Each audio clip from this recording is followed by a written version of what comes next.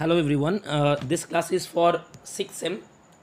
6th sem already আমরা online ক্লাসের মাধ্যমে ইন্ডিয়া শেষ করেছি। The grass is really like me এটাও করেছি আমরা। Small towns and the river last class করেছি আমরা। এরমভাবে আমরা কিছু টপিক অলরেডি কমপ্লিট করেছি। বোরা রিংটো আমাদের হয়েছে। আজকে যে টপিকটা আমরা দেখব, ডেভিড ম্যালফের অস্ট্রেলিয়ান পোয়েট একজন, তার গ্রেট পোয়েম একটা রিভলভিং ডেজ। এই রিভলভিং ডেজ আজকে আমরা দেখব।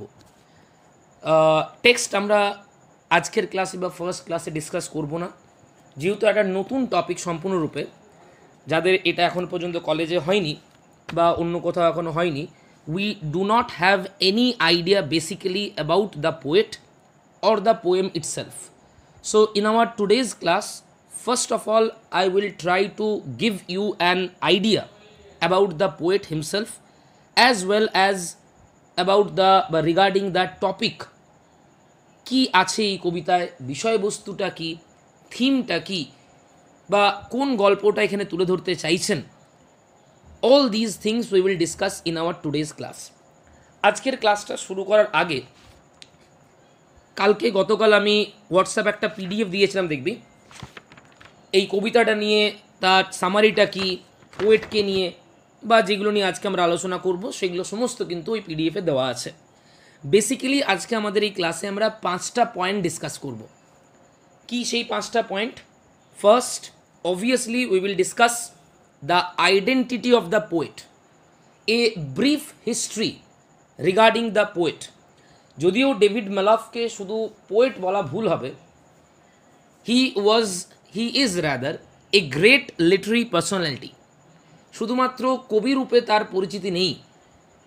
শর্ট স্টোরি বলো, কবিতা বলি, নভেল বলি, নভেলা বলি, যাই বলি না কেন, অটোবায়োগ্রাফিক্যাল রাইটিং, সমস্ত ক্ষেত্রে তিনি কিন্তু তার দক্ষতার পরিচয় দিয়েছিলেন। He was a multi talented person. He flourished not only in the field of poetry, but we will also observe the fact that he was equally an important short story writer, a great novelist, and other branches of যে লিটারেচারগুলো আছে সেখানেও কিন্তু তার প্রতিভার ছাপ তিনি রেখেছেন। So obviously the first point which we will discuss today is the identity of the poet. David ম্যালফকে নিয়ে আমরা ছোট্ট করে একটুখানি দেখব, তার সম্বন্ধে আমরা জানার চেষ্টা করব। সেকেন্ড পয়েন্ট যেটা আজকে জানবো, obviously the summary, the subject of the poem, কী বিষয় নিয়ে লেখা, কোন বিষয়বস্তুটাকে এখানে হাইলাইট করেছেন, বা এই কবিতার মাধ্যমে কোন টপিকটা, কোন থিম বা সাবজেক্টটা তিনি এক্সিবিট করেছেন, সেটা তো অবভিয়াসলি আমরা ডিসকাস করবই। সেকেন্ড পয়েন্ট এটা। Third point, we will obviously discuss the significance of the title. অত্যন্ত গুরুত্বপূর্ণ টাইটেল, শর্ট কোয়েশ্চেনের জন্য খুব ইম্পর্ট্যান্ট হয়। The significance of the title revolving days. খুব সিম্পলভাবে যদি আমরা বোঝার চেষ্টা করি, রিভলভিং কথাটার মানে আমরা জানি যেটা বারবার ঘুরে ঘুরে আসে চক্রাকারে, যেটা একবারে শেষ হয় না, নেভার এন্ডিং যে সাইকেল, নেভার এন্ডিং যে সার্কেল। যেমন রেভলিউশন অফ দ্য সান বলি আমরা, সূর্য যেমন চক্রাকারে আবর্তিত হচ্ছে, মানে অ্যাকচুয়ালি আবর্তিত হয় পৃথিবী সূর্যের চারিদিকে, কিন্তু দেখে যেহেতু আমাদের মনে হয় এক্স্যাক্টলি সেই কথাটার অর্থই হচ্ছে রিভলভিং, নেভার এন্ডিং, ইটার্নাল যে সাইকেল। এক্ষেত্রে তাহলে এই রিভলভিং ডেজের সিগনিফিকেন্সটা কী সেটা আমরা দেখবো আমাদের থার্ড পয়েন্ট আজকে। এছাড়াও কবিতার মধ্যে কিছু ব্রিলিয়েন্ট ইউজ অফ সিম্বলিজম আছে, সেগুলো একটু আমরা আলোচনা করব, ডিসকাস করব। অ্যান্ড ফিফথ যে পয়েন্ট আমরা ডিসকাস করব, অবশ্যই যে রেটোরিক্যাল ফিগারটা গোটা কবিতা জুড়ে আছে সেটা হচ্ছে অ্যাপোস্ট্রফি। এই অ্যাপোস্ট্রফি নিয়ে আমরা একটু ডিসকাস করব ডিটেলসে, কারণ যদি অ্যাপোস্ট্রফি আমরা বুঝতে না পারি তাহলে কিন্তু এই কবিতার থিমটা বোঝা যাবে না। কারণ through out the poem, from the first line till the last line, যে ফিগার অফ স্পিচ আমরা দেখব এই কবিতায় সেটা হচ্ছে অ্যাপোস্ট্রফি। তাহলে কটা টপিক আজকে ডিসকাস করব? Brief, identity of the poet. Second, the summary, the subject of the poem or the main idea of the poem. Third, the significance of the title. Fourth, use of symbolism in the poem. What is the significance of these uses of symbolism?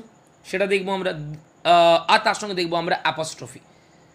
Now let us come to the PDF. যে পিডিএফটা দিয়েছি সেটা একটু দেখবি, সেটা নিয়ে আমরা discuss করব। খুব মন দিয়ে একটু ফলো করার চেষ্টা করবি, because in this introduction class we will get an overall idea not only about David Maloff the poet, but also about the poem and all the other details which are needed in order to understand the poem. Everything will get discussed in this class, so pay careful attention, pay minute attention, মন দিয়ে প্রত্যেকটা line প্রত্যেকটা word শুনবি, কারণ আজকে যদি আমরা এই ক্লাসটা বুঝতে পারি অবভিয়াসলি আমাদের কবিতাটা বুঝতে সুবিধা হবে। আমি এখন কবিতা নিয়ে কিছু ডিটেলসে বলছি না, যখন আমরা এটা গো থ্রু করবো এই পেজটা অবভিয়াসলি সেখানে আমরা পুরো ডিটেলস নিয়ে আলোচনা করব। যদি আজকের ক্লাসটা বোঝা যায় তাহলে অবভিয়াসলি যখন আমরা টেক্সট করবো সেটা বুঝতে অসুবিধা থাকবে না, কারণ টেক্সটটা অত্যন্ত easy. Small towns and the river বা বোরা রিং বা যে অন্য কবিতাগুলো আমরা দেখেছি অলরেডি, তার চেয়ে অনেক ইজি কবিতা, কারণ ইমোশনটা অত্যন্ত সিম্পল ইমোশন, কিন্তু সেটা এক্সিবিটেড হয়েছে in a brilliant manner. Now without wasting time, let us start this portion. First যে প্যারাগ্রাফটা আছে, ফার্স্ট প্যারাগ্রাফ নয়, রাদার দুটো প্যারাগ্রাফ আছে, ফার্স্টের বড় প্যারাগ্রাফটা and the second small paragraph. এটা হচ্ছে ডেভিড ম্যালফ সম্বন্ধে একটা ওভারঅল আইডিয়া। প্রত্যেকটা লাইন আমাদের পরীক্ষার জন্য ইম্পর্টেন্ট নয়, শর্ট কোয়েশ্চেনের জন্য, কিন্তু ডেভিড ম্যালফ সম্বন্ধে কিছু কিছু তথ্য কিন্তু আমাদের এখান থেকে মাথায় রাখতেই হবে, যেগুলো শর্ট কোয়েশ্চেনের জন্য অনেক সময় ইম্পর্টেন্ট হয়। মাথায় রাখবো আমরা, David Malouf was an Australian poet. দেখো, David Malouf was born in Brisbane, obviously Australia, in 1934. His father's family had immigrated আমরা বুঝি নিশ্চয়ই প্রবাসী, অর্থাৎ তারা মূলভূত অস্ট্রেলিয়ান নয়, তারা অস্ট্রেলিয়াতে ইমিগ্রেট করেছিলেন from the Lebanon in the 1880s। অর্থাৎ ডেভিড ম্যালফের father he was not a native citizen of অস্ট্রেলিয়া। লেবানন থেকে তিনি মাইগ্রেট করেন এবং অস্ট্রেলিয়াতে আসেন in the year 1880s, and his mother's family had arrived from London before the First World War, that is 1914। সেই প্রথম বিশ্বযুদ্ধের আগে তার মায়ের যে পরিবার তারাও কিন্তু লন্ডন থেকে তারা চলে আসে। In 1955, Maloff graduated from the University of Queensland and then taught in the Department of English there until he moved to England in 1959. অর্থাৎ ডেভিড ম্যালফ সম্বন্ধে আমরা প্রথমে একটা আইডিয়া পাচ্ছি যে though he was an Australian poet, but throughout his life, সারা জীবন জুড়ে তিনি কিন্তু অস্ট্রেলিয়াতে থেকে যাননি, তার লাইফ কন্টিনিউয়াসলি মুভ করেছে, কখনো ইংল্যান্ডে, পরবর্তীকালে আমরা দেখব ইটালিতে, আবার ফিরে এসছেন অস্ট্রেলিয়াতে। So through out his life he constantly move from one place to another. হয়তো আক্ষরিক অর্থে এই তথ্যগুলো আমাদের পরীক্ষার জন্য ইম্পর্টেন্ট নয় বা রিভলভিং ডেজ বোঝার জন্য ইম্পর্টেন্ট নয়, but at least we should have a minimum sense, minimum idea regarding the poet. Let us see. দেখো, he remained in England working as a teacher at Holland Park Comprehensive School and then Birkenhead, during which time his first selection of poems appeared in Australia in the collection Four Poets. And I go রাখবো তথ্যটা একটু আমরা। Four Poets is the name of his first collection of poems in the year 1962. 1962 সালেই তার প্রথম যে কাব্যগ্রন্থ যার নাম হচ্ছে ফোর পোয়েটস সেটা পাবলিশড হয় in the year 1962. Returning to Australia in 1968, that is, he returned to Australia in 1968, Maloff lectured in English at the University of Sydney until 1977. So, 1968 থেকে 1977 পর্যন্ত তিনি এই ইউনিভার্সিটি অফ সিডনিতে অধ্যাপনার কাজে ব্যস্ত ছিলেন। For these long 9 years, he remained engaged as a teacher in the University of Sydney. During which time, এবং দেখ এই সময় তিনি কতগুলো কাব্যগ্রন্থ এবং কতগুলো নভেল তিনি পাবলিশ করেন। He publish 3 further collections of poetry. এগুলো এক একটা কবিতার নাম নয়, এগুলো collections of poem, that is কাব্যগ্রন্থ যেটা আমরা বলি। Bicycle and other poems, important তথ্য হবে এটা। রিভলভিং ডেজ বাদ দিয়েও তার আরও কতগুলো কাব্যগ্রন্থের নাম আমাদের জেনে রাখা দরকার obviously, because David Malouf really a great personality in the history of English literature. ইংরেজি সাহিত্যের ক্ষেত্রে ডেভিড মেলফ একটা অন্যতম গুরুত্বপূর্ণ নাম। সেক্ষেত্রে তার কিছু নভেলের নাম, তার কিছু পোয়েটিক কালেকশনের নাম, সেগুলো আমাদের মাথায় রাখতেই হবে। যেমন একটা আমরা দেখলাম 4 পোয়েটস, দ্বিতীয় আমরা দেখছি বাইসাইকেল অ্যান্ড আদার পোয়েমস 1970-তে যেটা পাবলিশড হয়, তৃতীয় neighbours in a thicket poems, এটা 3 নম্বর। শুধু পোয়েমস নাম নিয়ে 4 নম্বর একটা কালেকশন, এতগুলো মনে রাখার দরকার নেই, অন্তত দুটো আমাদের যে সিলেবাসে যেটা আছে সেই কবিতাটা যে কাব্যগ্রন্থে প্রকাশিত হয়েছে সেটা বাদ দিয়ে আরও দুটো কাব্যগ্রন্থের নাম আমাদের মাথায় রাখতে হবে। যে কোনো দুটো মাথায় রাখতে পারি, 4 poets, bicycle and other poems, neighbours in a thicket poems. ডেটগুলো মনে না রাখলেও চলবে, at least name of the poetic collection মাথায় রাখতেই হবে। And published his first novel Johnno in the year 1975। Look at this, multi talented যেটা বলছিলাম, কবিতার ক্ষেত্রে একজন গুরুত্বপূর্ণ ব্যক্তিত্ব তো ছিলেনই, no doubt about it. Apart from that, in the field of novel also, he was a renowned name. David Malouf was a very significant name in the field of novel also. Jono was his first novel, which was published in the year 1975. In 1978, he published his second novel, An Imaginary Life. An Imaginary Life, the second novel এটা, which was a critical success. Critical success, দুটো কথা হয় দেখবি, একটা হচ্ছে obviously পাঠকদের কাছে সেটা সাকসেসফুল কিনা, রিডার্সরা সেই বইটাকে পছন্দ করেছে কিনা, রিডার্সদের কাছে বইটা গ্রহণযোগ্য কিনা।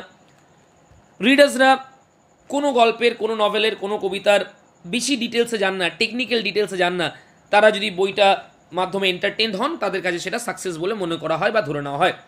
কিন্তু ক্রিটিক্যাল সাকসেস মানে হচ্ছে যারা বিখ্যাত ব্যক্তিত্ব, যারা সাহিত্যিক বড় বড়, যারা ক্রিটিক বড় সমালোচক, তাদের চুলচেরা বিশ্লেষণ যেটা আমরা বলি, সেখানে যদি কোনো লেখক পপুলারিটি গেইন করেন, ক্রিটিক্সদের কাছে কোনো লেখক যদি অ্যাকসেপ্টেবল হন, গ্রহণযোগ্য হন, তাহলে বুঝে নিতে হবে অবভিয়াসলি তার লিটারেরি যে এফিসিয়েন্সি সেটা কিন্তু চরম মাত্রায়।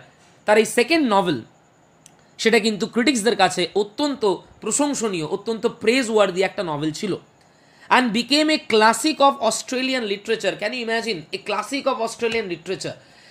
ক্লাসিক বোঝাতে গেলে আমি এইভাবে বলবো একটুখানি, যেমন ধর যদি আমরা ট্র্যাজেডির ফিল্ডে বলি, ইংলিশ ট্র্যাজেডির কথা বলছি, ম্যাকবেথ, হ্যামলেট, ওথেলো, কিং লিয়ার, এগুলো হচ্ছে classic in the field of English tragedy. যদি আমরা সংস্কৃত সাহিত্যের কথা বলি, সংস্কৃত নাটকের কথা বলি, অভিজ্ঞান শকুন্তলম সংস্কৃত সাহিত্যের ক্ষেত্রে কিন্তু একটা অবভিয়াসলি আমরা বলতে পারি ক্লাসিক লিটারেচার। ঠিক সেরকম করে অস্ট্রেলিয়ান লিটারেচারে, অস্ট্রেলিয়ান নভেলের হিস্ট্রিতে একটা ক্লাসিক হিসাবে বিখ্যাত হয়ে আসে কিন্তু এই ইমাজিনারি লাইফ, তার সেকেন্ড নভেল। দুটো নামের নাম মনে রাখবো আমরা, Johnno the first novel and imaginary life his second novel. দেখো, in the same year he move to Campagnatico in Tuscany, Italy. আমি বললাম একটু আগেই দেখবি তার লাইফ এক জায়গায় স্থির ছিল না, কখনো ইংল্যান্ডে, কখনো অস্ট্রেলিয়ায়, কখনো ইটালিতে, আবার সেখান থেকে ফিরে এসে অস্ট্রেলিয়ায়, and dedicated himself to writing full time. নিজে কোনো পেশার সঙ্গে না যুক্ত থেকে এতদিন কি হচ্ছিল, নিজেকে অধ্যাপনার যে পেশায় যুক্ত রেখেছিলেন তার সঙ্গে লেখালেখির কাজ করতেন। But now when he move to Italy, he dedicated himself fully in the field of writing, in the profession of writing, producing 3 further collections of poetry and 3 further novels. Novellas. What is a novella? Novella কি জিনিস মন দিয়ে শুনবি কি বলছি আমি। Short story মানে যার সাইজটা হবে ছোট, ideal short story 10 to 15 pages at a maximum. কোনো কোনো ক্ষেত্রে হয়তো কোনো কোনো শর্ট স্টোরি 20-25 পাতার হয়, বাট আইডিয়াল সিনারিওতে বলতে গেলে 8 to 10 কি 10 to 12 পেজেস, এটা হচ্ছে আইডিয়াল শর্ট স্টোরি সাইজ। অপরদিকে যদি আমরা নভেল ভাবি, if we think of novel, নভেলের সাইজ রেঞ্জ করে কিন্তু 300, 350, 400, ইভেন 500-600 পাতারও নভেল কিন্তু হয়, মানে হিউজ ইন সাইজ যেটা বলি। এবারে নভেল মানে huge in size, short story মানে হচ্ছে শর্ট ইন সাইজ, তার মাঝামাঝি যেগুলো আছে, অর্থাৎ যে সমস্ত গল্পের সাইজ হচ্ছে ধরো 60 পাতা কি 70 পাতা, এই ধরনের সাইজের যে স্টোরিজগুলো হয় সেগুলো না আইডিয়াল এক্সাম্পল অফ নভেল, না সেগুলো ideal example of short story, সেইগুলোকে বলা হয় নভেলা। অর্থাৎ শর্ট স্টোরির চেয়ে বড়, নভেলের চেয়ে ছোট, এই ধরনের সাহিত্যের কাজগুলো, এই ধরনের লিটারি ওয়ার্কসকে বলা হয় novella. So just think of David Malouf, how talented he was. He was not only a poet, but he was also a short story writer, he was also a novelist. এবং তার ঝুলিতে শুধুমাত্র short story, poetry, novel নয়, নভেলাস আছে, নন fictional stories আছে, even autobiographical work পর্যন্ত তার কিন্তু ক্রেডিটে আছে। মানে এক কথায় যদি বলতে পারি, একজন সমৃদ্ধ ব্যক্তি। মানে it is David Malouf who enriched Australian literature tremendously. তাহলে যখন তিনি ইটালিতে সরে গেলেন, সমস্ত কাজ থেকে নিজেকে বিচ্ছিন্ন করে, নিজেকে সরিয়ে নিয়ে ফুল টাইম লেখার কাজে নিজেকে নিযুক্ত করলেন, এবং আরও 3খানা কবিতার কালেকশন, আরও কিছু নভেলাস and a collection of short stories before returning to Sydney in 1985। আবার যখন ইটালি থেকে ফিরে আসেন 1985-এ সিডনিতে, তার আগেই কিন্তু তার আরও এতগুলো লেখা হয়ে গেছে। জাস্ট ইম্যাজিন, একটা দুটো নয়, numerous collection of poetry, numerous novels, novellas, collection of short stories, প্রচুর লেখালেখি করেছেন গোটা জীবনে। He has published numerous other novels, short story collection, a work of autobiography and non-fiction। এমন কোনো লিটারেচারের সেক্টর নেই যেখানে তিনি তার মহত্বের পরিচয় দেননি, তিনি তার গ্রেটনেসের পরিচয় দেননি। Even he was a dramatist also. মানে লিটারেচারে যতগুলো হয়, যতগুলো ব্রাঞ্চ হয়, he rather actively participated in almost all the branches of literature. এত এলাবোরেটলি ডেভিড মালফ সম্বন্ধে ডিসকাস করার একটাই কারণ, all these are not at all important for our final examination, but we need to know the rather talent of David Malouf. যার কবিতা আমরা পড়বো, David মালফের দুটো কবিতা আমাদের সিলেবাসে আছে। So obviously before going through his poems we should have A basic idea about the credibility, about the quality, about the talent of that person। এই হচ্ছে ডেভিড মালফের পরিচয়, অ্যান অস্ট্রেলিয়ান পোয়েট। এবং সেই অস্ট্রেলিয়ান পোয়েটের লেখার ঝুলিতে অজস্র পোয়েটিক কালেকশন, অজস্র novel, novellas, collection of short stories, এবং তার সঙ্গে আমরা বলতে পারি drama, autobiographical work, non fictional work, প্রচুর ধরনের লেখা কিন্তু তিনি তার নিজের জীবনে প্রডিউস করেছিলেন। এর মধ্যে আমাদের যেটা পরীক্ষার জন্য মাথায় রাখতে হবে, অবভিয়াসলি যেটা আমরা মাথায় রাখবো, তার দুটো নভেলের নাম, এবং সবচেয়ে ইম্পর্টেন্ট যেটা, তার দুটো পোয়েটিক কালেকশনের নাম, apart from revolving days. Apart from revolving days in the sense revolving ডেজটা বাদ দিয়ে তার আরও দুটো কালেকশন অফ পোয়েট্রির কথা আমাদের মাথায় রাখতে হবে, কারণ রিভলভিং ডেজ তো আমাদের সিলেবাসই আছে। মাথায় রাখবো আমরা রিভলভিং ডেজ একটা পার্টিকুলার কবিতার নামও, আবার একটা পোয়েটিক কালেকশনেরও নাম। অর্থাৎ রিভলভিং ডেজ, দেখ কবিতা, ড্রামা, নভেলের মধ্যে পার্থক্য কী? একটা ড্রামা যেহেতু সাইজ বড় হয়, একটা নভেল যেহেতু সাইজ বড় হয়, সেটা একটা নভেল একটা বই আকারে পাবলিশড হয়, একটা ড্রামা একটা বই আকারে পাবলিশড হয়। কিন্তু একটা কবিতা কখনো তো একটা বই আকারে পাবলিশড হয় না। সেক্ষেত্রে কি হয়, অনেকগুলো কবিতা নিয়ে কাব্যগ্রন্থ রূপে কিন্তু সেই কবিতাগুলো প্রকাশিত হয়।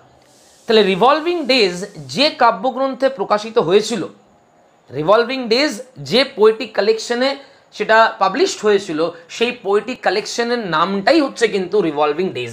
তার মানে এই রিভলভিং ডেজ পোয়েমটা আমরা বলতে পারি টাইটেল পোয়েম, কারণ যে কবিতার গ্রন্থে এই কবিতাটা ছিল, সেই কবিতার গ্রন্থটার নামই হচ্ছে, সেই কাব্যগ্রন্থটার নামই হচ্ছে কিন্তু রিভলভিং ডেজ। খুব ভাইটাল প্রশ্নটা মাথায় রাখতে হবে। তোরা নিশ্চয়ই দেখেছিস এর আগে first, second, third, fourth and fifth সেমে যে অনেক সময় কোয়েশ্চেন পড়ে যে এই কবিতাটা কখন ফার্স্ট পাবলিশড হয়, কোন বইয়ে পাবলিশড হয়।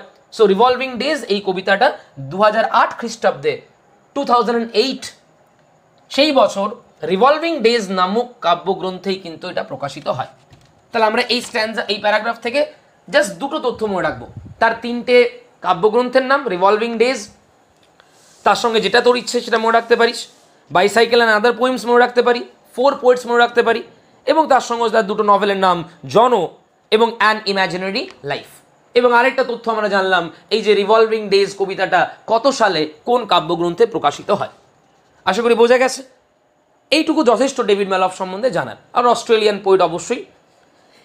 তারপরের যে প্যারাগ্রাফটা আছে 3 লাইনে, সেখানে আমরা ডেভিড ম্যালফের গ্রহণযোগ্যতা, ডেভিড ম্যালফের যে কতটা গ্রহণযোগ্যতা ছিল, কতটা পপুলারিটি ছিল, সেটা একটুখানি ডিসকাস করেছি আমরা। তার প্রাপ্য যে পুরস্কারগুলো, তার প্রাপ্য যে অ্যাওয়ার্ডসগুলো, সেগুলোর কিছু নাম আছে, নট ইম্পর্ট্যান্ট, দেখে নিবি নিজেরাই, তাহলে বুঝতে পারবি।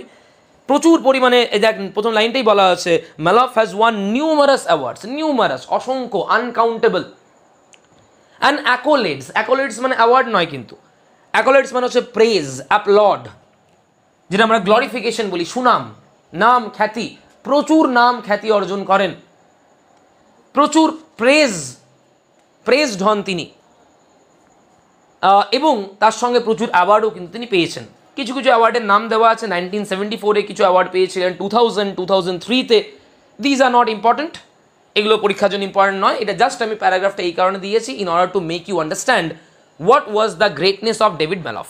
সো আজকে যে 5টা পয়েন্ট আমরা ডিসকাস করব বললাম, তার মধ্যে ফার্স্ট পয়েন্ট অলরেডি আমরা কভার করলাম, যেটা হচ্ছে brief discussion regarding the poet, short discussion about the credibility, about the talent, about the greatness of David Malouf. যেটুকু জানা দরকার আশা করি ডেভিড ম্যালফ সম্বন্ধে আমরা জানতে পেরেছি। Now we will come to the subject matter of the poem. Subject ম্যাটারটা দেখবি, কারণ সাবজেক্ট ম্যাটারের মধ্যেই সিম্বলিজম লুকিয়ে আছে। আমাদের যে একটা পয়েন্ট আমরা আলোচনা করবো বললাম, সাবজেক্ট ম্যাটারের মধ্যেই অ্যাপোস্ট্রফি, রেটরিক্যাল ফিগারটা লুকিয়ে আছে, এবং সাবজেক্ট ম্যাটারের মধ্যেই কিন্তু সিগনিফিকেন্স অফ দ্য টাইটেল, সেটাও কিন্তু তার মধ্যেই আছে। So kindly follow this. এখান থেকে কিন্তু এবারে খুব ইম্পর্টেন্ট হবে আমাদের পরীক্ষার জন্য, কারণ এবার আমরা ডাইরেক্টলি থিম অফ দ্য পোয়েমে, সাবজেক্ট অফ দ্য পোয়েমে কিন্তু এন্টার করছি। Let us C.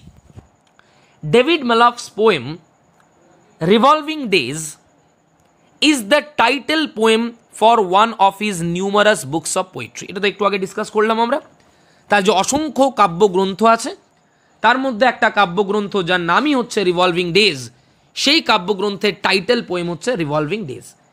মানে কবিতাটা কতটা ভাইটাল এখান থেকে বোঝার চেষ্টা কর, যে কাব্যগ্রন্থটার যা নাম, মানে এই কবিতাটার যা নাম, সেই কবিতার টাইটেল একটা পোয়েটিক কালেকশনের সেই টাইটেলই কিন্তু বেরিয়েছে। অর্থাৎ this itself is an indication about the importance of this particular poem. কতটা ইম্পর্ট্যান্ট এই কবিতাটা, এখান থেকে আমরা একটু আইডিয়া পাচ্ছি যে গোটা কাব্যগ্রন্থ, যেখানে রিভলভিং ডেজ বাদ দিয়েও আরও অনেক কবিতা ছিল, সেই পুরো কাব্যগ্রন্থটার নামই দেওয়া হচ্ছে এই কবিতার নাম অনুযায়ী। এই জন্য আমরা বলছি এটাকে title poem. Let us look forward. In the poem he is drawn back in time, মানে প্রথম কথায় আমরা বলতে পারি স্মৃতিচারণা, রেমিনিসেন্স। মানে in this poem what the poet is discussing, that is not a subject matter of the present. Rather, in this poem, he is discussing something which belongs to the past. কারণ এই লাইনটাই দেখ, look at this line. In the poem, he is drawn back in time. Drawn back in time মানে he is discussing something which is related to the past. By the memories, obviously. অতীতের কোনো জিনিসের আলোচনা করতে গেলে, অতীতের কোনো জিনিসকে অ্যানালাইজ করতে গেলে অবভিয়াসলি সেখানে মেমোরিজের একটা বড় ভূমিকা থাকে। By the memories of a past love, very significant line. লাইনটা আবার পড়ছি, মন দিয়ে শুনবি। In the poem he is drawn back in time by the memories of a past love. অর্থাৎ কবিতাটা বিষয়বস্তু কি, এই লাইনের মধ্যেই কিন্তু আমরা একটা আইডিয়া পেয়ে যাচ্ছি যে প্রবাবলি এই কারণে বলছি কারণ একটা লাইন সবাই ডিসকাস করেছি। In this poem, the poet David Malouf is actually recollecting his memories related to his past love. তার অতীতের যে ভালোবাসার গল্প, তার অতীতের কোনো প্রেমের কথা, সেটা তিনি স্মৃতিচারণা করছেন এবং তার কথা তিনি এখানে উল্লেখ করেছেন।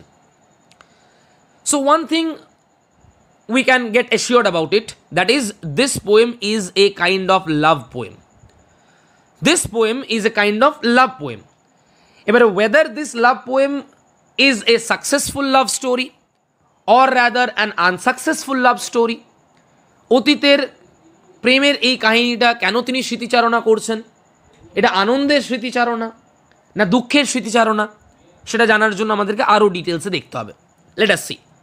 Although he says that falling in love was a mistake, a very strange line. যদি টেক্সটটা থাকে, যখন দেখবি টেক্সটটা খুলে দেখবি ফার্স্ট লাইনটায় কী দেওয়া আছে, that year, look at this, that year মানে he is referring to year in the past. I had nowhere to go, I fell in love, near a dash দিয়ে a mistake. A very abrupt kind of a beginning.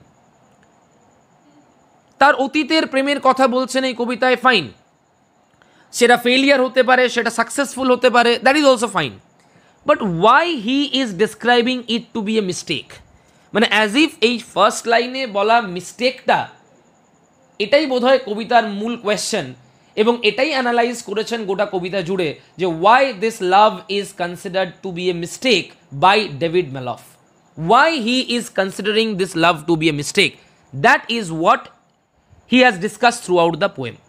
মানে already একটা idea পাচ্ছি আমরা যে এটা বোধহয় খুব একটা সুইট, খুব একটা জেন্টল, খুব সুন্দর একটা প্রেমের গল্প হতে চলছে না, এটা বোধহয় কোথাও একটা আনসাকসেসফুল লাভ স্টোরি, এ রাদার ডিফিকাল্ট, হার্শ, কমপ্লিকেটেড লাভ স্টোরির একটা ইন্ডিকেশন কিন্তু আমরা এই ওয়ার্ডটায় পাচ্ছি, কারণ mistake is not at all associated with successful love stories or with great love stories, সেক্ষেত্রে কিন্তু মিস্টেক ওয়ার্ডটা থাকে না।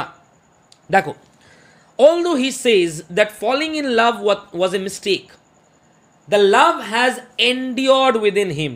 endured মানে এখানে সহ্য করা নয়, জেনারেলি endure মানে টলারেট হয়, কিন্তু endured মানে এখানে রয়ে যাওয়া।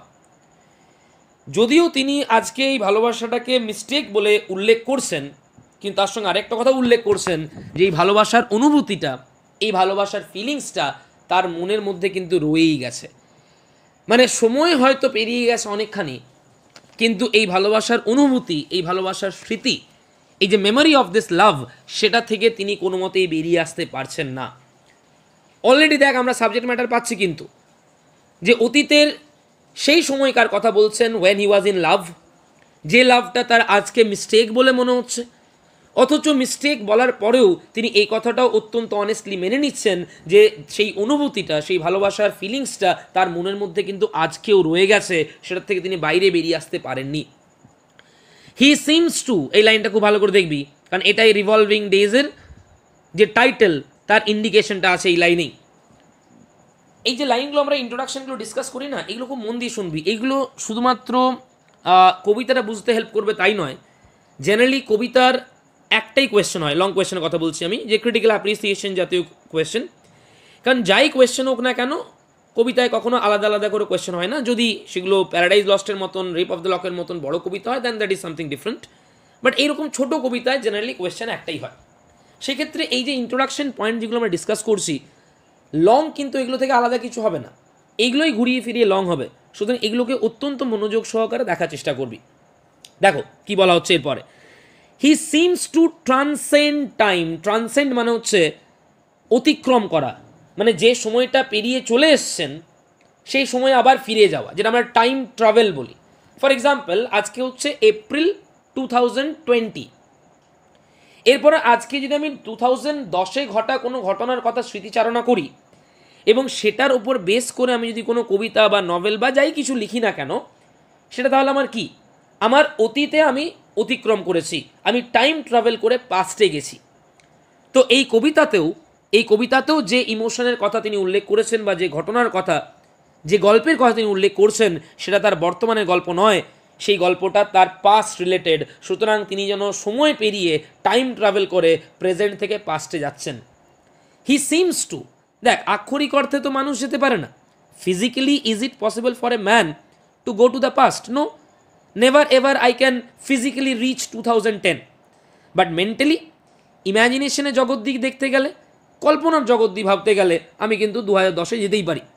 তো হি সিমস টু, ওই জন্য বললাম, মনে হচ্ছে তাকে দেখে তিনি যেন মানসিকভাবে কল্পনার জগতে তিনি আবার সেই পুরনো সময়ে ফিরে গেছেন, সেই অতীতের সময়ে ফিরে গেছেন। when he catches a glimpse of himself in the mirror, নিজেকে আয়নায় দেখছেন বর্তমানেই, কিন্তু নিজেকে যখন আয়নায় দেখছেন তিনি নিজের বর্তমান ছবিটা না দেখে তিনি যেন সেই অতীতের সেই সময়কার ছবিটা তার দেখছেন যখন তিনি এই সম্পর্কে জড়িয়েছিলেন। এটা আমরা ফেমাস ঘটনাটা দেখি আমরা বারবার সিনেমাতে, সিরিয়ালে, যে ক্যারেক্টার বর্তমানে দাঁড়িয়ে আয়নায় দেখছে, যখন আয়নায় যে নিজের ছবিটা দেখছে সেটা তার বর্তমানের ছবি নয়, সেটা তার অতীতের ছবি। এটা স্টোরি রাইটারদের, ফিল্ম ডাইরেক্টরদের একটা অত্যন্ত গুরুত্বপূর্ণ অংশ এই টাইম ট্রাভেল দেখানোর জন্য।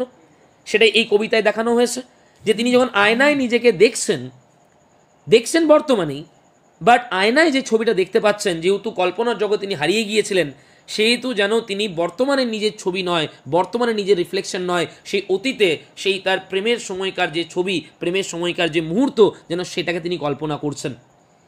He feels like his love is in the other room. তার যেন মনে হচ্ছে যে এই প্রেমের গল্পটা তার অত্যন্ত পুরনো গল্প নয় বা পাস্টের গল্প নয়, যেন বর্তমানে ঘটছে। তার বিলাভেড যেন অন্য একটা রুমে, তার পাশের রুমেই যেন আছেন। And he is deciding which self he is going to present. এবং তিনি যেন স্থির করছেন আজকে কী রূপে নিজেকে আমার প্রিয়তমার সামনে নিজেকে তুলে ধরবো। Generally when a man or a woman is in love, excitement, enthusiasm, lively একটা নেচার আমরা দেখি। জেনারেলি আমাদের মধ্যে একটা আর্জেন্সি থাকে যে কোন রূপে নিজেকে আমি প্রেজেন্ট করবো। We decorate our selves beautifully, we present our selves beautifully in order to impress the lady or the man with whom we are in love. Exactly কবির যেন মনে হচ্ছে যেন তার প্রিয়তমা, এই তো সেদিনকার ঘটনা যখন তিনি যেন লাভে জড়িয়েছেন, এবং তার প্রিয়তমা যেন পাশের রুমেই আছেন, এবং তিনি যেন মনস্থির করছেন যে আজকে আমি কোন রূপে, কিভাবে নিজেকে আমার বিলাভেডের সামনে তুলে ধরবো, যাতে করে তাকে খুশি করা যায়, যাতে করে তাকে ইমপ্রেস করা যায়। মাথায় রাখতে হবে বর্তমানে কিন্তু সেই বিলাভেড থেকে তিনি অনেক দূরে। এটা হচ্ছে এই ট্রান্সেন্ড টাইম, মানে time travel. He is thinking, he is imagining of the past. অতীতে যখন এই কাজগুলো করতেন, অতীতে যখন এইভাবে ব্যস্ত হয়ে পড়তেন, সেই প্রেমের সময়কার কথাগুলো মনে পড়ছে। মানে এতক্ষণে আমরা একটা জিনিস ক্লিয়ার হয়ে গেছি, এই যে লাভটা মোটেও সাকসেসফুল লাভ নয়, এটা আনসাকসেসফুল লাভ। এই যে মিস্টেক কথাটা বলা, বা অতীত যদি সাকসেসফুল লাভই হতো তাহলে তাকে টাইম ট্রাভেল করে তার এই ভালোবাসার গল্পের কথা ভাবতে হতো না, তাহলে প্রেজেন্টে সেই বিলাভেড তার সঙ্গেই থাকতেন, তাকে এইভাবে আয়নায় দেখে তার অতীতের কথা কল্পনা করতে হতো না। দেখো দেখো কি বলা হচ্ছে, হি রিমেম্বার্স 3 শার্টস। খুব ভালো করে দেখবি, এটা অত্যন্ত গুরুত্বপূর্ণ কোয়েশ্চেন হতে চলেছে। কোন 3 রঙের জামা তিনি কিনেছিলেন, এবং এই 3 রঙের জামার কোনো সিম্বলিক সিগনিফিকেন্স আছে কি না। ইংলিশ লিটারেচারে কালারের সিগনিফিকেন্স, কালারের সিম্বলিজম মারাত্মক গুরুত্বপূর্ণ। ইংলিশ লিটারেচারে colour is very important symbolically. Colour is very significant symbolically. দেখো বারবার বলছি, কবিতার পাঠ, কবিতার টেক্সটের পাঠ, কোন 3 রঙের জামা কিনেছিলেন সেই সময় অতীতে যখন তিনি লাভ অ্যাফেয়ারে যুক্ত ছিলেন, এবং এই 3 রঙের জামার কোনো সিম্বলিক সিগনিফিকেন্স আছে কি না, বা বর্তমানের সঙ্গে এই 3 রঙের জামার কোনো পার্থক্য আছে কি না। দেখো, he remembers 3 shirts he purchased during that time period which represent the changes that he was making in himself.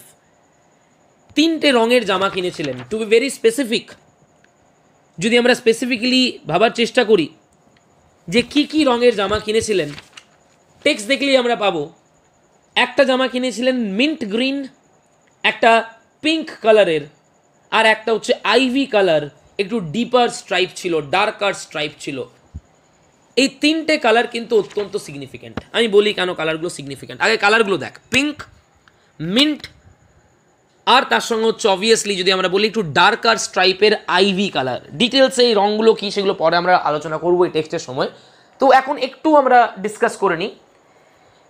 When a man or a woman falls in love, generally we observe a kind of liveliness in him or her, a kind of deep emotion, a kind of enthusiasm, বা যেটা আমরা জিল বলছি, excitement, একটা প্রাণোচ্ছলতা কিন্তু লক্ষ্য করি সব কিছুর মধ্যেই। তার কথা বলার মধ্যে একটা এনার্জি, তার হাবভাব, তার পোশাক পরিচ্ছদ, সব কিছুর মধ্যেই কিন্তু আমরা একটা এনার্জি অনুভব করি।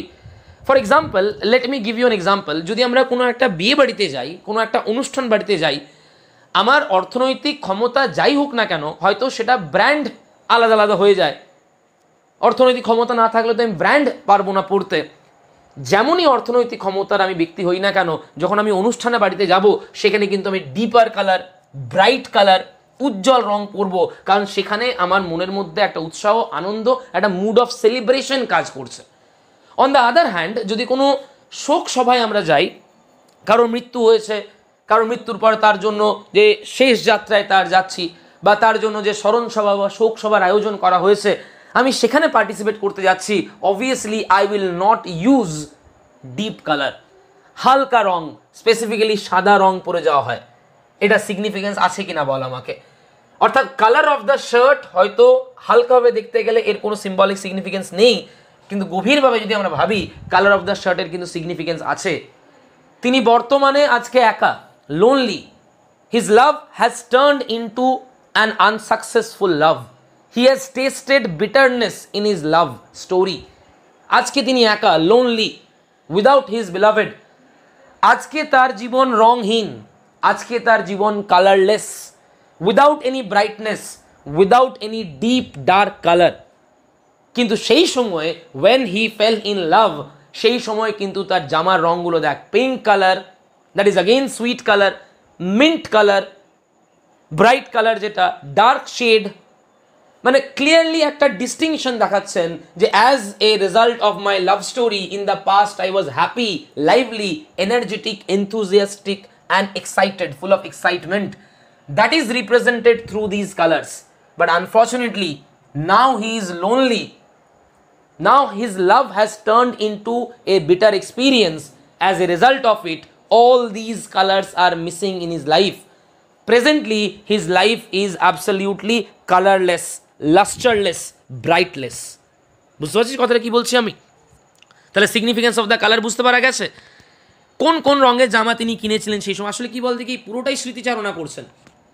আয়নায় নিজেকে দেখছেন এবং যেন হঠাৎ করে সেই পুরনো নিজের কথা মনে পড়ছে।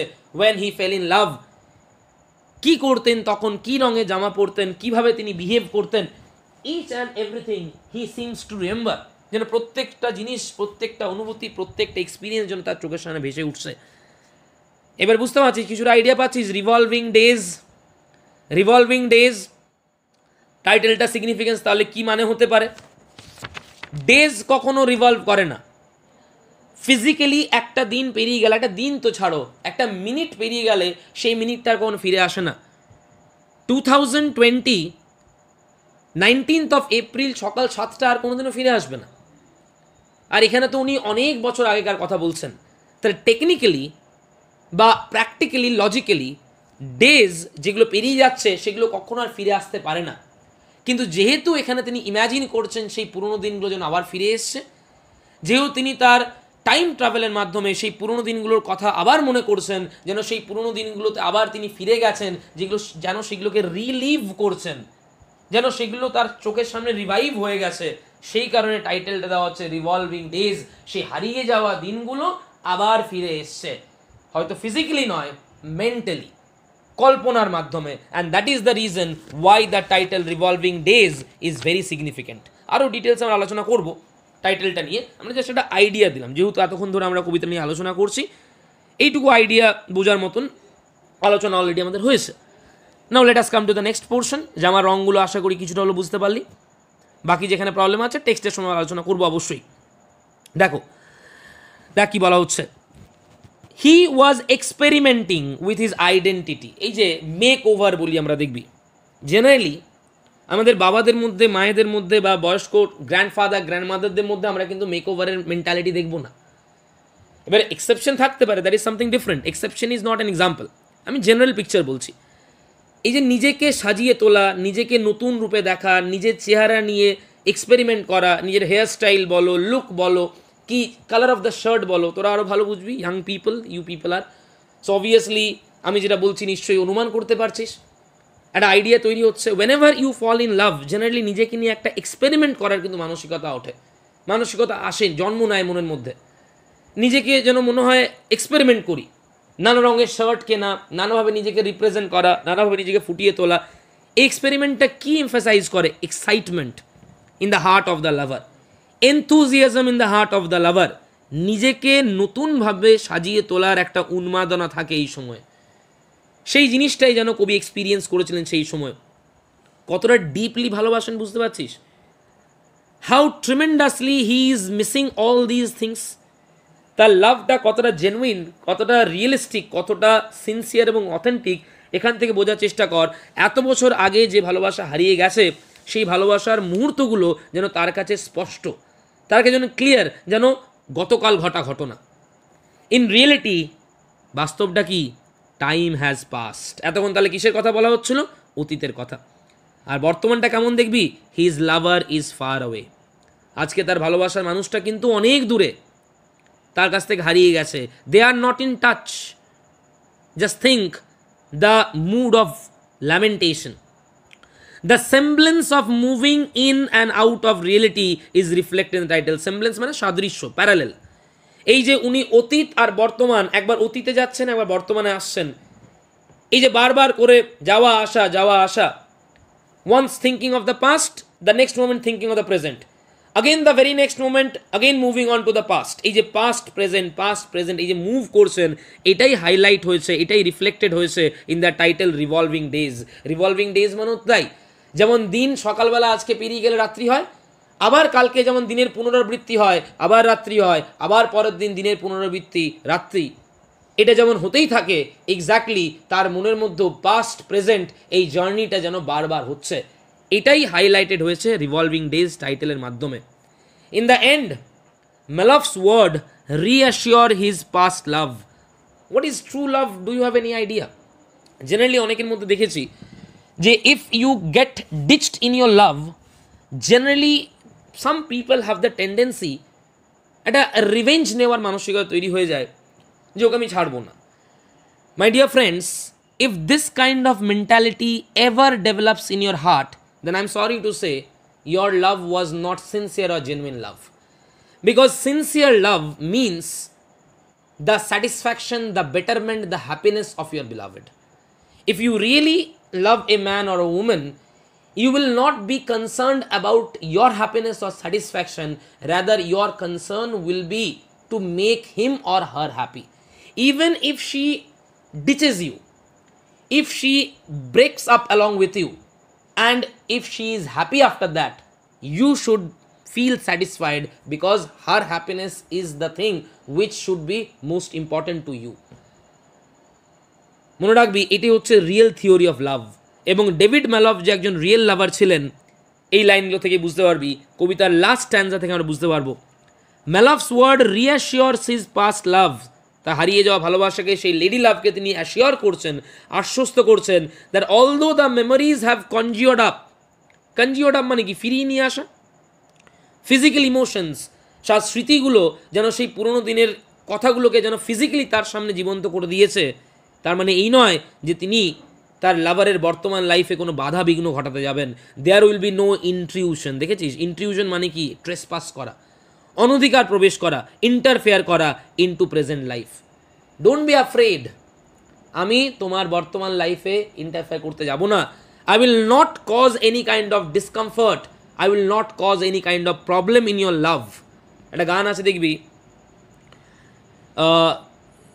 যে যাকে ভালোবাসে সেই তাকে ছেড়ে দিয়েও চলে যায়, যার কাছে গিয়ে সে খুশি থাকবে সেটাই কিন্তু সবচেয়ে বড় কথা।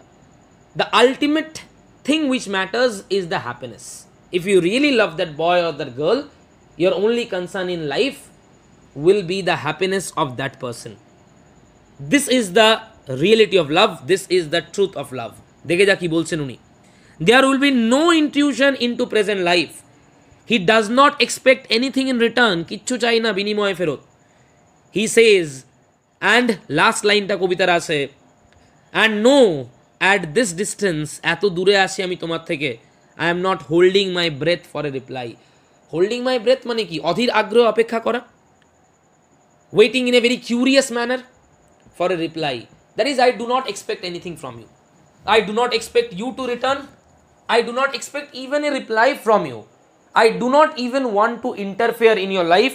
I do not want to cause any kind of discomfort in your life. Don't get worried. আমার অতীতের ইমোশনসগুলো হয়তো ফিজিক্যালি আমার চোখের সামনে ফিরে আসছে, obviously this is the proof of his real love, but that doesn't mean that I will cause any kind of discomfort in your present life, or I will rather expect anything from you. No expectation love, the reality of love. তো মানে এক কথা আমরা বলতে পারি, this is a great love poem. Obviously the love was unsuccessful. The love rather gave birth to a bitter experience in the mind of the poet, but the emotion of the lover was absolutely sincere and genuine. Let us come to the next stanza, next paragraph rather. In this poem, the speaker reflects on the time in his past when he fell in love. ওটা ফল হবে না, fail করে নিবি, সেই সময়কার কথা মনে করছেন. He calls it a mistake, of course, but it seems as though the feeling has stayed with him nonetheless. হয়তো তার মন রিয়েলাইজ করছে এটা ভুল ছিল আমার, কিন্তু তার ভালোবাসার কতদিন হারিয়ে যাননি বা ভুলে যাননি. He recalls the feelings he felt, but also the colors of the shirt he purchased then for his new life as a lover. আগের লাইনে যেটা আলোচনা করছিলাম আমরা, he and his lover, ওটা লাভার হবে, ওভার হয়ে আছে দেখবি, do not stay in touch. Already এগুলো আলোচনা করলাম আমরা যে presently they are not in touch, কোনো যোগাযোগ তাদের নেই. However, sometime he feels like he tried to feel then. কিন্তু কোনো কোনো সময় সেই পুরনো স্মৃতিগুলো চলে আসে. বর্তমানে তার মধ্যে বিটারনেসের ফিলিং আছে, কিন্তু হঠাৎ করে কোনো সময় কোনো একটা দুর্বল মুহূর্তে হয়তো সেই পুরনো দিনের এনথুজিয়াজমের অনুভূতিগুলো যেন তার মনের মধ্যে ফিরে আসে. ওই জন্য তো revolving days, like one of the new selves in the new shirts. সেই নতুন জামা পরে যেমন নতুনভাবে নিজেকে উপস্থাপন করতেন, ঠিক যেন সেই রকম মাঝে মাঝে মনে হয় তার. এটা কি কি এক্সপ্রেস করে বলতে, কি এক্সিবিট করে এটা? তার যে ট্রিমেন্ডাস লঙ্গিং, তার যে tremendous yearning, desire for his lost love. Though he will not disturb her, but he is really missing her.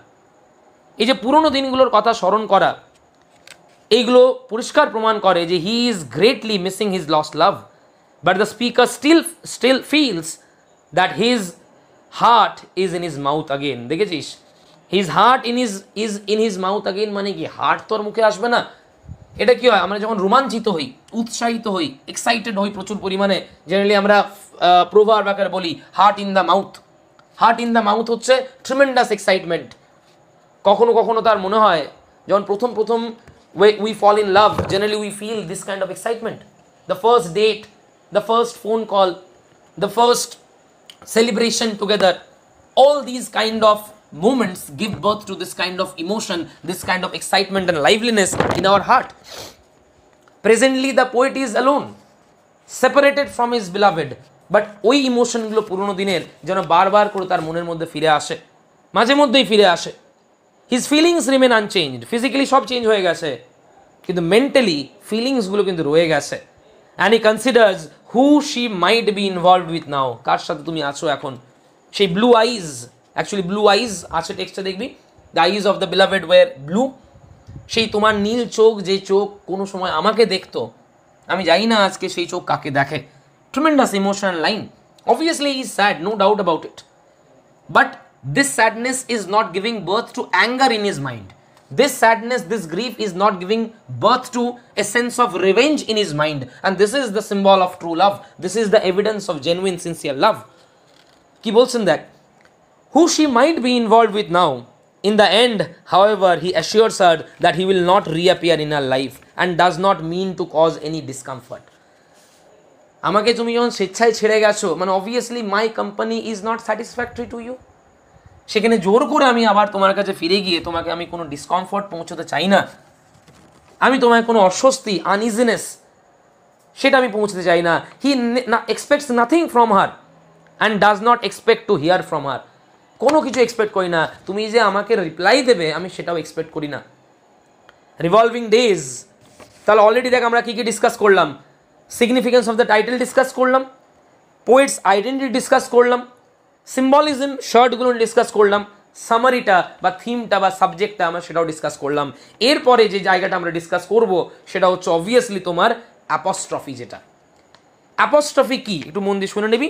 Apostrophe হচ্ছে একটা ফিগার অফ স্পিচ যেখানে ডেড কাউকে বা অ্যাবসেন্ট কাউকে, যে বর্তমানে আমার জীবনে নেই বা যে মারা গেছে, তাকে এমনভাবে সম্বোধন করা হবে যে as if he or she is living.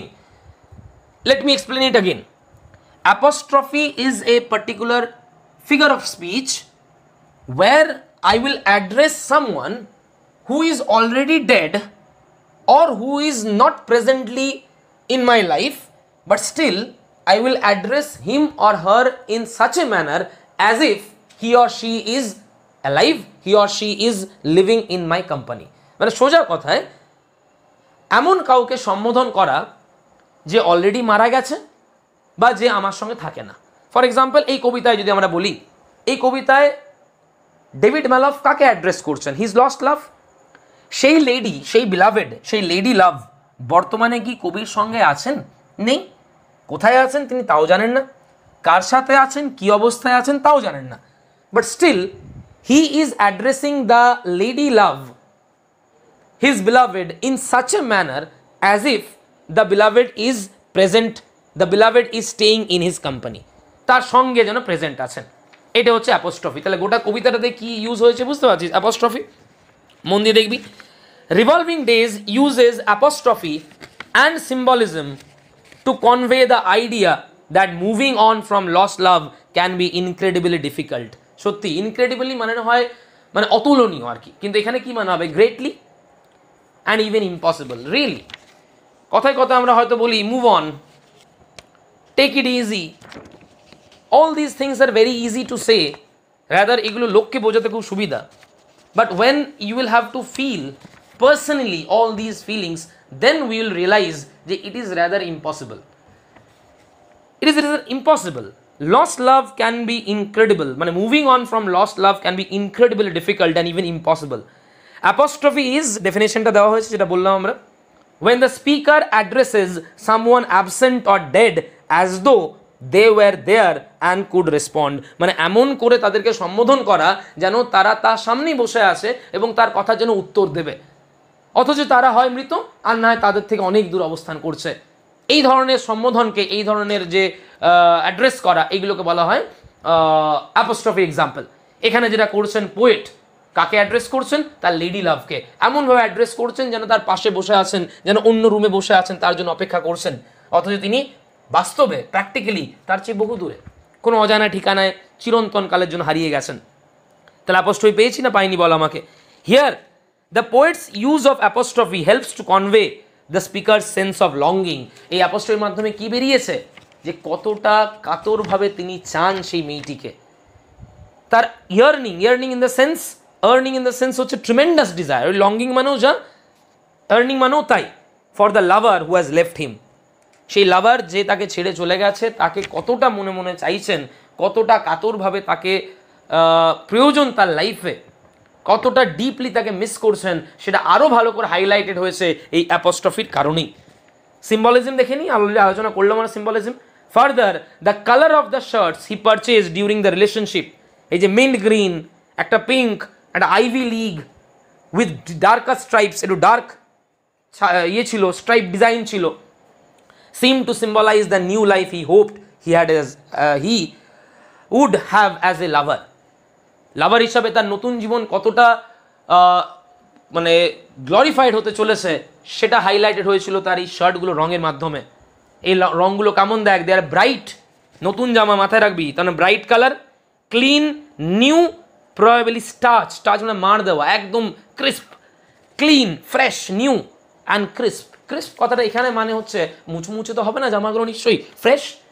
ভেবে দেখবি এই জামাগুলো, নতুন জামার কতগুলো সিম্বলিক সিগনিফিকেন্স বুঝতে পারছিস? তার মানে নিউ, তার সঙ্গে ফ্রেশ, তার সঙ্গে ক্লিন, তার সঙ্গে ব্রাইট, প্রত্যেকটা পজিটিভ ওয়ার্ড। আর আজকে the colourful brightness of those shirts as well as the blue eyes, double invert comma আছে এই কারণে, কারণ textual phrase, of his lost love are the only colours in the poem. কবিতায় যদি রং বলি আমরা, শুধু এই রঙগুলোর কথাই উল্লেখ আছে, অর্থাৎ অতীতের জীবনটা তার ছিল রঙিন, বর্তমান জীবনটা তার colourless, dull, lifeless, without any excitement, without any happiness. Life seems as though it is perhaps figuratively, figurative মানে লিটারালি, বর্তমানে জীবনটা কেমন তার? Colourless now for him. এবার বুঝতে হবে সিম্বলিজমটা। তখন লাইফ ছিল তার কাছে এনথুজিয়াস্টিক, এনিগমেটিক, এনিগমেটিক বলবো না sorry, energetic, full of freshness, full of happiness, full of joy, full of zeal, full of enthusiasm. এখন দেখ ফিগারেটিভলি, লিটারালি এখন জীবন তার কাছে কালারলেস বলে মনে হচ্ছে। Symbolically life is duller, less exciting in the wake of this love. এই ভালোবাসার এই পরিণতির কারণে বর্তমানে লাইফ তার কাছে ডাল, বর্তমানে লাইফ তার কাছে কালারলেস, বর্তমানে লাইফ তার কাছে হচ্ছে অ্যাবসলিউটলি যেন লাইফলেস তাকে তৈরি করে দিয়েছে। এই হচ্ছে কবিতা। তাহলে অ্যাটলিস্ট আশা করব যে ডেভিড ম্যালফ সম্বন্ধে সামান্য কিছু, রিভলভিং ডেজের সিগনিফিকেন্সটা, পোয়েটস আইডেন্টিটি যেটা বললাম, সিম্বলিজম ব্যাপারটা, apostrophe and at least the summary or the theme of the poem, এই 5টা পয়েন্টের মধ্যে যদি কোনো প্রবলেম থাকে কাইন্ডলি সেটা ডিসকাস করে নেবে গ্রুপের মধ্যে। তার কারণটা হচ্ছে এরপরে যখন আমরা টেক্সটে যাবো, যদি ইজি টেক্সট, খুব ডিফিকাল্ট টেক্সট নয় এটা, যেন কোনো রকমের কোনো প্রবলেম না হয়, কারণ এটা হচ্ছে আমাদের সিলেবাসের সেকেন্ড লাস্ট পোয়েম। আর একটা পোয়েম আমরা করবো ওয়াইল্ড লেমন্স, তাহলে আমাদের পোয়েমের পোর্শনটা কিন্তু ক্লিয়ার হয়ে যাবে, কারণ অলরেডি আমাদের বোরারিং হয়ে গেছে, the grass is really like me করেছি, তার সঙ্গে small towns and the river করেছি আমরা, তার সঙ্গে করেছি কোনটা যেন করলাম আর একটা, যাই হোক না কেন রিভলভিং ডেজ আমরা করছি অ্যান্ড ওয়াইল্ড লেমন্স আমরা করবো। সো কাইন্ডলি যদি এই পোর্শনটা যেটা আজকে ডিসকাস করলাম, যদি কোনো ধরনের কোনো প্রবলেম থাকে প্লিজ সেটা ডিসকাস করে নিবি।